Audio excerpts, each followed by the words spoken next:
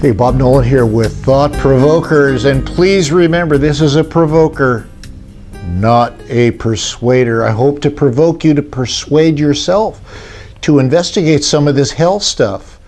In the previous SOS, I promised you some data.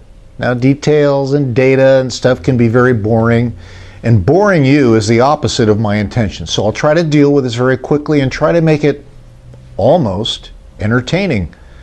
I've known about the doctrine of hell since I was a little boy. The nuns used to scare me with it.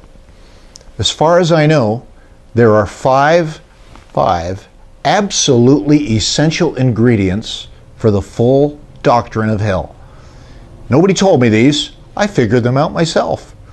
Number one, it's final, unchangeable, separation from God. Number two, it's forever, everlasting, endless, infinite, forever. Number three, it's torment, torture, in literal fire with pain and no relief. Number four, it happens in the afterlife. That's code language for after a person dies. Number five, your immortal soul goes there. That is, supposedly every person's soul lives on after his body dies. When I say essentials, I mean if any of those five ingredients were removed from the hell doctrine, the whole thing would fall apart. Oh yeah, there's a lot of scriptures that people see and they look like hell, if you'll pardon the expression. But those scriptures only look like hell because you already believe in hell. Seems to me that any sentences, that means verses in the Bible, that look like hell need to contain at least one of those five ingredients. Don't you think if the doctrine of hell was removed from the Christian religion would be different? How about the old guys like Abraham and Moses and Isaiah and John the Baptist and Peter and Paul and John? And of course the biggest one, Jesus. None of them ever uttered the word hell because they had no concept of it. God didn't say anything to Adam and Eve about hell if they ate the fruit. He just said they'd die. In all the writings of Moses, all his, speeches to the rebels of Israel, he never said a word about suffering in hell after death. David never mentioned hell in all of his poetic psalms. They never described fiery torture after death. Wouldn't such a huge, terrifying idea, if true, and in Dad's plan, have been mentioned somewhere in the Bible? Wouldn't it have been explained or described? The question is, why? Why not? From where did this idea come? What is its source? Why has it been promoted? And it has been promoted. Well-meaning believers have accepted and inserted the word hell into the scriptures because of an ancient myth starting in Egypt and other ancient cultures.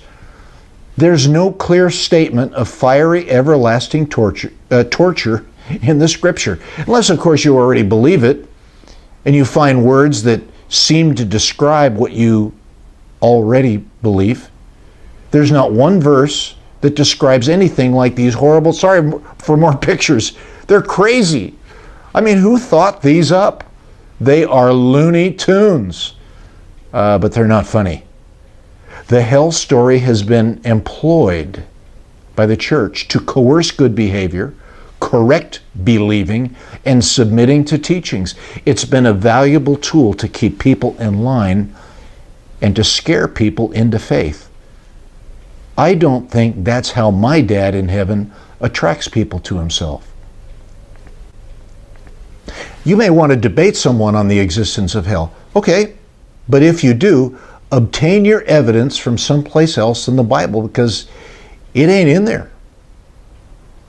Probably the story most employed by hell proponents is the parable of the rich man and Lazarus. Have you ever read that one? I think it's in Luke 16.